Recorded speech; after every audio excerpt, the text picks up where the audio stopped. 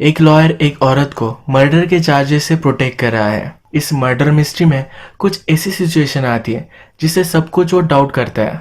Hello friends, आज की हमारी movie body of evidence in 1993 की एक मर्डर मिस्ट्री मूवी है। इस मूवी में इसके अलग अलग टर्न्स हमें लास्ट तक हुक्ड रखते हैं। वीडियो स्टार्ट करने से पहले मैं आप सबसे रिक्वेस्ट करना चाहता हूँ, अगर आपको वीडियो पसंद आता है तो प्लीज़ लाइक और कमेंट ज़रूर कर दीजिएगा।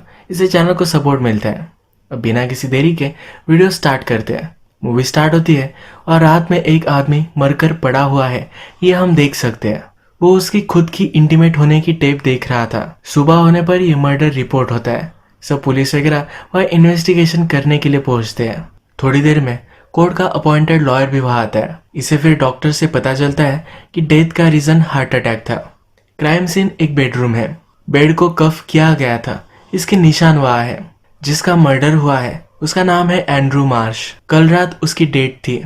उसकी डेट के साथ उसने टेप बनाई थी। बेड पर यह टेप वो देख रहा था, तभी उसका मर्डर हो चुका था।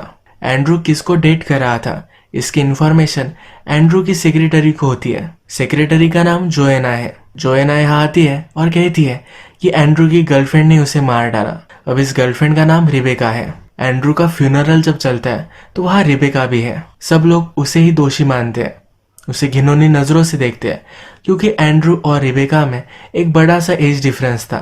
सब लोगों को लगता है कि सिर्फ एंड्रू के पैसों के लिए ही वो उसके साथ थी। इसी फ्यूनरल पे ही रिबेका को मिलने के लिए एक लॉयर आता है। इस लॉयर का नाम फ्रैंक है। फ्रैंक उसे कहता है कि शायद पुलिस तुम्हें चार्ज कर सकते हैं। रिबेका बोलती है कि मैंने उसका मर्डर नहीं किया था। जो भी लोग समझते हैं ये सब गलत है। उसकी एज कभी भी मेरे लिए प्रॉब्लम नहीं था। मैं उससे प्यार करती थी, मैं उसे क्यों मारूंगी। अब फ्रैंक रिबेका का लॉयर बन जाता है। रात में फ्रैंक अपनी फैमिली के साथ डिनर कर रहा था। उसकी वाइफ को भी यही लगता है कि रिबेका एंड्रू के साथ सिर्फ उसके पैसों के लिए थी। अगले दिन रिबेका को पुलिस इन्वेस्टिगेशन के लिए बुलाते हैं। अब रॉबर्ट रिबेका से पूछता है, जिस रात तुम एंड्रू के साथ थे क्या तुम दोनों इंटीमेट हुए थे। इसे वो हाँ कहती है। वो एंड्रू के हार्ट कंडीशन के बारे में उसे कहता है। रिबेका कहती है कि मुझे पता नहीं था कि उसे कोई हार्ट कंडीशन भी है। एंड्रू ने यह सब उससे छुपा कर रखा था। रॉबर्ट पूछता है, क्या तुमने कभी कोकेन यूज किया है। वो कहती कि नहीं। रॉबर्ट के पूछने का रीजन ये था, जिस रात एंड्रू की डेथ हुई उस रात उसने कोकेन लिया था। इन्हें लगता है कि रेबेका ने जबरदस्ती एंड्रू को कोकेन दिया था। उसे ऑलरेडी हार्ट कंडीशन थी, उसने कोकेन भी ले लिया तो इससे वो जल्द से जल्द मर जाएगा। हार्ट अटैक इसी वजह से आया था। उन्हें लगता है कि रेबेका ने जानबूझकर एंड्रू को मार डाला। वो उसके साथ इंटीमेट हुए और उसे कोकेन भी दिया। इस सब से एंड्रू के हार्ट पर लोड आया और वो मर गया। रेबेका का लॉयर फ्रैंक उससे कहता है कि अब हमें यहाँ से चलना चाहिए। वो ज्यादा आंसर नहीं देना चाहते, पर अचानक से रेबेका को अरेस्ट कर लिया जाता है। फ्रैंक रॉबर्ट से पूछता है कि ये तुम क्या कर रहे हो। रॉबर्ट कहता है कि ये केस स्ट्रांग है। रेबेका के पास एक बड़ा सा मोटिव था। मरने से पहले एंड्रू ने अपनी व्हील चेंज की थी। अकॉर्डिंग टू दैट, एंड्रू के मर जाने के बाद $8 मिलियन रेबेका को मिलने वाले हैं। इसके बारे में फ्रैंक को पता नहीं था। थोड़ी देर में फ्रैंक रेबेका की बेल करा लेता है। उसे कहता है, तुम्हारे पास एक अच्छा मोटिव था, इसी वजह से केस स्ट्रांग हो चुका है। रेबेका को इस बारे में कोई भी क्लू नहीं है। वो पूछती है कि ये क्या था। फ्रैंक सरप्राइज्ड होता है और फिर कहता है कि एंड्रू के विल के अकॉर्डिंग तुम्हें $8 मिलियन मिलने वाले हैं। वो फिर से कहती है कि मैंने उसे नहीं मारा, उसे तो विल के बारे में पता ही नहीं था। फ्रैंक कहता है कि अब रॉबर्ट तुम्हारे अगेंस्ट तुम्हारे कैरेक्टर पर सवाल उठाएगा। रिबेका कहती है कि हम जो भी कर रहे थे एक दूसरे से प्यार करते थे, इसीलिए कर रहे थे। रिबेका और एंड्रू हैंडकफ्स लगाकर इंटीमेट हो रहे थे। रिबेका कहती है कि मैंने किसी भी चीज के लिए उसे कभी भी फोर्स नहीं किया था। जो वो चाहता था वही हम हमेशा करते थे। नेक्स्ट सीन में हम देख सकते हैं कि रॉबर्ट फ्रैंक के ऑफिस में उसे मीटिंग करने के लिए आया हुआ है। यहाँ पर एंड्रू की सेक्रेटरी जोएना भी प्रेजेंट है। जोएना फ्रैंक से कहती है, यह सब हमेशा रिबेका का प्लान था। उसने खुद बहुत बार रिबेका को ड्रग्स करते हुए देखा है। जोएना एक बड़ी सी विटनेस बन सकती है। तो यह सब सुनकर फ्रैंक बहुत ही चिढ़ जाता है। वो डायरेक्टली रिबेका के पास आता है। उसे कहता है कि तुम्हें मुझे सब कुछ सच सच बता देना चाहिए था। अब पुलिस के पास एविडेंस है। जोएना टेस्टिमोनी भी देगी। रिबेका उसे शांत कर एक जगह पर लेकर आती है। एक शॉप है जहां पर सब नेचुरल मेडिसिन मिलते हैं। वो एक मेडिसिन उसे दिखाती है जो एक्चुअल में कोकेन की तरह ही दिखती है। वो कहती है कि मुझे क्रैम्स की बीमारी है, इसलिए मैं हमेशा ये मेडिसिन लेती रहती हूँ। फ्रैंक को सच पता चल चुका है तो वो भी चैन की सांस लेता है। इसी शॉप में एक्यूपंक्चर की थेरेपी भी चलती है। ये थेरेपी रेबेका कर रही थी तो फ्रैंक उसे नोटिस करता है, उसे घर ड्रॉप करने के लिए भी आता है। जाते जाते कहता है, ये केस जीतने के लिए मैं जान लगा दूंगा। इसके बाद डायरेक्टली हमें कोर्ट की हियरिंग दिखाई जाती है। जूरी के सामने रॉबर्ट कहता है कि रेबेका बहुत ही घटिया औरत है। इसने एक बूढ़ा आदमी देखा, उसका बैंक बैलेंस देखा तो सब चीजें कैलकुलेट कर कर उसे टारगेट किया। उसने उसे मार डाला, अब उसके सब पैसे उसे मिलने वाले हैं। उसके बाद फ्रैंक जूरी से कहता है जिस तरह से केस लग रही है उस तरह से नहीं है। लोग किसी चीज को देखते हैं और उसके बारे में ओपिनियन क्रिएट करते हैं। सब जूरी को वो इस केस को ऑब्जेक्टिवली देखने के लिए कहता है। इसके बाद फॉरेंसिक के डॉक्टर को बुलवाया जाता है। रॉबर्ट उनसे पूछता है कि एंड्रू की डेथ किस तरीके से हुई थी। डॉक्टर कहते हैं कि कोकेन की वजह से हुआ था, पर उन्होंने खुद ये नहीं लिए थे। उनके पास एक नेजल स्प्रे था जिसमें वो मेडिसिन रखते थे। इसमें कोकेन डाल दी गई थी और उसी वजह से उनकी डेथ हो गई। ऑलरेडी उन्हें हार्ट कंडीशन थी और इसमें कोकेन ये डेडली कॉम्बिनेशन बन गया।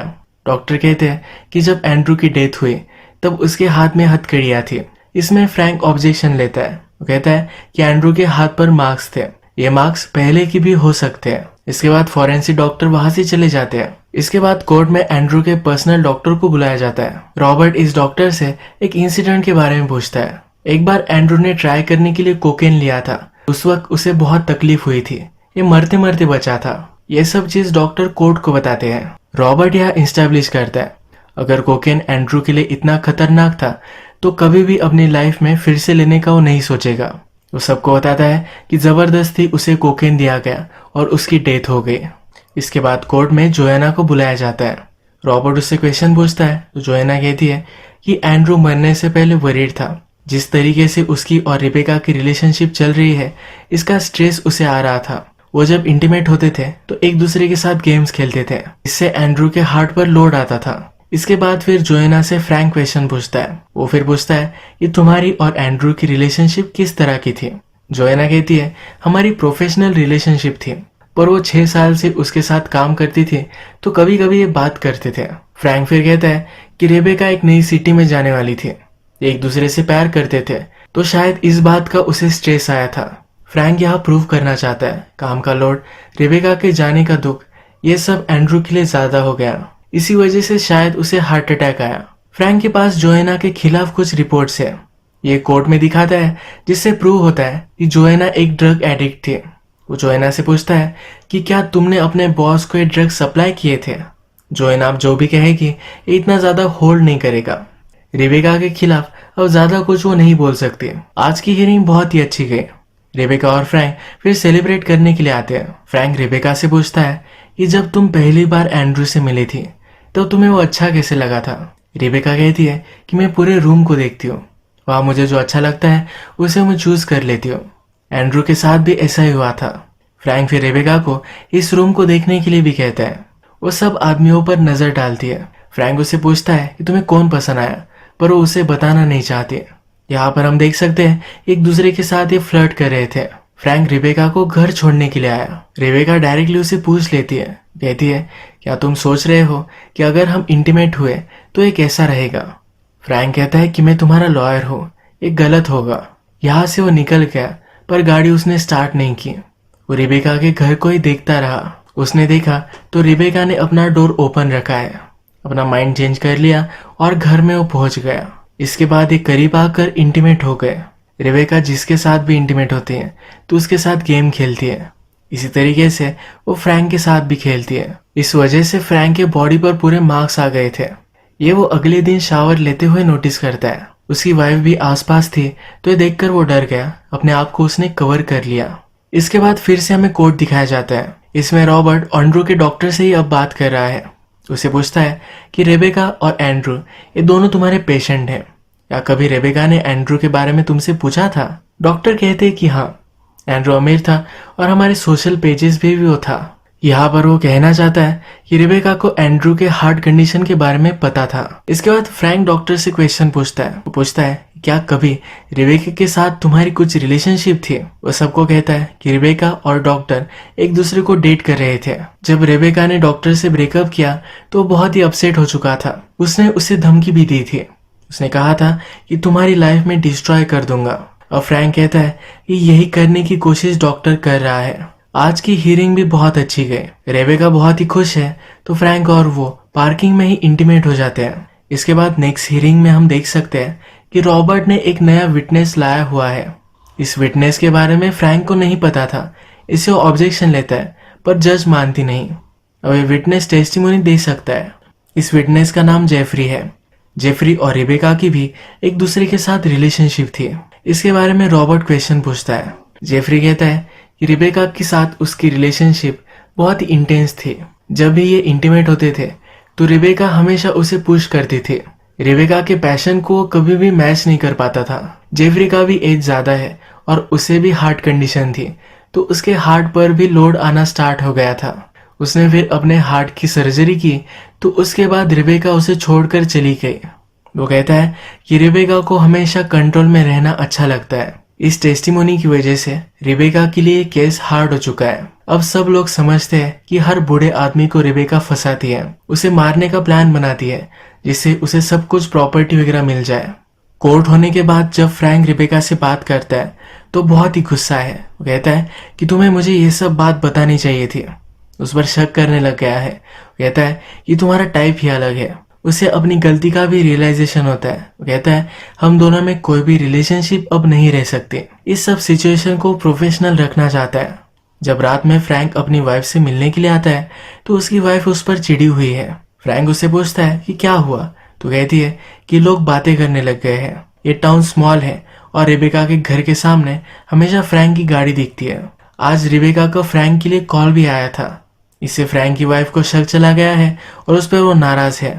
फ्रैंक के बॉडी पर जो मार्क्स थे ये भी उसने देख लिए थे।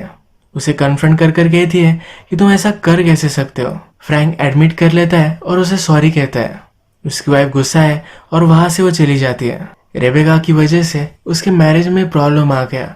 उससे वो बहुत गुस्सा है। वो गुस्से गुस्से में ही रेबेका के घर आता है। कहता है तुमने मेरी वाइफ को बोला क्या, तुम अपने आप को समझती क्या हो। रेबेका कहती है कि तुम गुस्से में चले गए थे, क्या तुम अभी भी मेरे साथ काम करना चाहते हो या नहीं, ये पूछने के लिए मैंने कॉल किया था।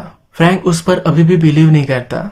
वो जा रहा था पर रिबेका उसे टीज करने लग जाती है।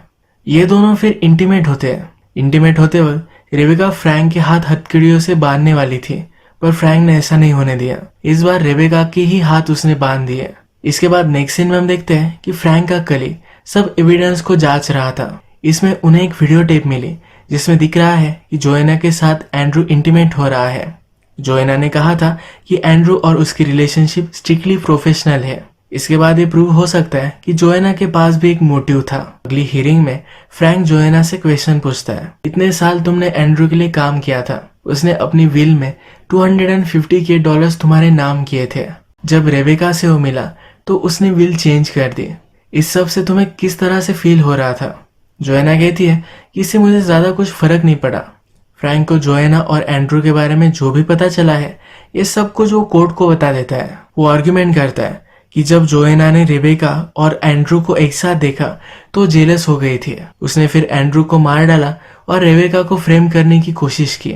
जोएना ऑलरेडी ड्रग एडिक्ट थी, तब उस पर और भी ज्यादा शक जाता है। अब फिर से इनके केस जीतने के चांसेस बढ़ गए हैं। रेबेका फ्रैंक से कहती है कि मुझे तुम टेस्टिमोनी देने दो, मैं सब कुछ क्लियर कर सकती हूँ। फ्रैंक कहता है कि इसकी जरूरत नहीं पड़ेगी। अगर जोएना ने ऐसा किया तो इसमें रिस्क है, पर फिर भी वो फ्रैंक को मना लेती है। रेबेका अपनी टेस्टिमोनी में कहती है कि एंड्रू से मैं प्यार करती थी, हमेशा उसका ख्याल रखती थी। इन दोनों ने कभी शादी नहीं की क्योंकि एंड्रू का ऑलरेडी बहुत सारे डिवोर्स हो चुके थे। रेबेका कहती है कि जो भी चीजें हम बेड में करते थे ये एंड्रू को अच्छी लगती थी, इसीलिए हम करते थे। वो खुद ये सब चाहता था। जिस रात एंड्रू की डेथ हुई थी उस रात के बारे में बताती है। कहती है कि मैं उसके घर आई, हम इंटीमेट हुए और उसके बाद वो चली गई। अगले दिन उसे पता चला कि एंड्रू की डेथ हो चुकी है। एंड्रू की विल के बारे में तो उसे पता ही नहीं था। इस पर रॉबर्ट ऑब्जेक्शन लेता है। कहता है कि तुम एंड्रू के डॉक्टर के पास ही जाती थी, तुम्हारा एंड्रू और डॉक्टर इन दोनों के साथ अफेयर था। ये सब एक कोइंसिडेंस नहीं हो सकता। रेबेका बोलती है एक छोटा सा टाउन है, अगर मैंने रिलेशन लगाना स्टार्ट किया तो शायद मैं तुमसे भी रिलेटेड हो सकती हूँ। रॉबर्ट कहता है कि तुम हमेशा ओल्ड और रिच लोगों को डेट करती हो, इन सबको हार्ट कंडीशन होती है। इन्होंने पहले जॉफरी को कोर्ट में बुलाया था, जिसमें उसने कहा था कि जब वो रेबेका से मिला तब उसने अपनी विल चेंज कर दी थी। इसकी डिफेंस में रेबेका कहती है कि मुझे स्ट्रांग और कॉन्फिडेंट मैन पसंद है, मुझे ऐसा कोई अच्छा लगता है जो एक्सपेरिमेंट करने के लिए रेडी हो। जनरली ओल्ड मैन ये सब क्राइटेरिया कंप्लीट करते हैं, इसी वजह से उन्हें डेट करती है। रॉबर्ट कहता है जब तुम्हें जॉफरी के हार्ट कंडीशन के बारे में पता चला तो तुमने उसे छोड़ क्यों दिया। रेबेका बोलती है कि वो मुझ पर चीट कर रहा था, एक्चुअल में जॉफरी गे है, ये भी वो कोर्ट को बताती है। इस कोर्ट रूम में जॉफरी भी था, वो ह्यूमिलेटेड होकर वहां से चला जाता है। रेबेका पर जो भी आरोप लगाए जा रहे थे ये सब अब उसने क्लियर कर दिए हैं। जूरी फिर डिसीजन लेती है, रेबेका इनोसेंट है। केस जीतने के बाद रेबेका बहुत खुश है, अब ये केस खत्म हो चुकी है। तो रेबेका फ्रैंक के पास आती है, कहती है तुमने बहुत अच्छा काम किया, तुमने तो मुझे भी बिलीव करवा दिया कि मैं मर्डरर नहीं हूँ। फ्रैंक को यह सुनकर शॉक लगता है। रात में वो रेबेका के घर पर मिलने के लिए आता है। यहाँ पर वो नोटिस करता है कि रेबेका एंड्रू के डॉक्टर के साथ है और हमें पता चलता है कि रेबेका और डॉक्टर इन दोनों में रिलेशनशिप थी। इनका हमेशा से प्लान था कि एक बूढ़े अमीर लोगों को ये फंसाएंगे और मरने के बाद उसकी सब प्रॉपर्टी वो ले लेंगे। डॉक्टर के पास तो सब लोगों के रिकॉर्ड रहते थे, तो इसी वजह से उसने रेबेका को एंड्रू और जॉफरी के बारे में बताया था। जब रेबेका और डॉक्टर बात कर रहे थे तभी फ्रैंक वहां आ गया। उसने सब कुछ फिगर आउट कर लिया है, तो कहता है कि जो ड्रग्स तुम्हें मिले थे ये भी शायद डॉक्टर ने ही सप्लाई किए होंगे। कोर्ट में भी एक दूसरे के खिलाफ तुम रहे जिससे किसी को भी शक ना जाए। ये सब प्लान फिगर आउट कर फ्रैंक बहुत ही इम्प्रेस्ड है। रेबेका फ्रैंक को भी उल्लू बना रही थी।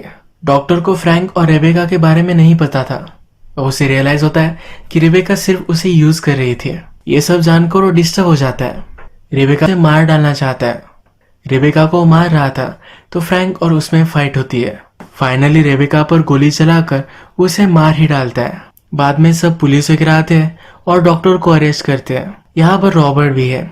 रॉबर्ट फ्रैंक से कहता है कि आखिर जस्टिस हो ही गया। इसी तरीके से मूवी एंड हो जाती है। अगर आपको ये वीडियो अच्छा लगा तो प्लीज़ इस वीडियो को लाइक कर दीजिएगा। मैं बहुत सारी मूवीज़ लेकर आता रहता हूँ, तो प्लीज़ इस चैनल को सब्सक्राइब कर दीजिए और बेल नोटिफिकेशन आइकॉन दबाना मत भूलिएगा। हम फिर से मिलेंगे और एक नई मूवी के साथ, तब तक के लिए थैंक यू और आप अपने आप का ख्याल रखिए।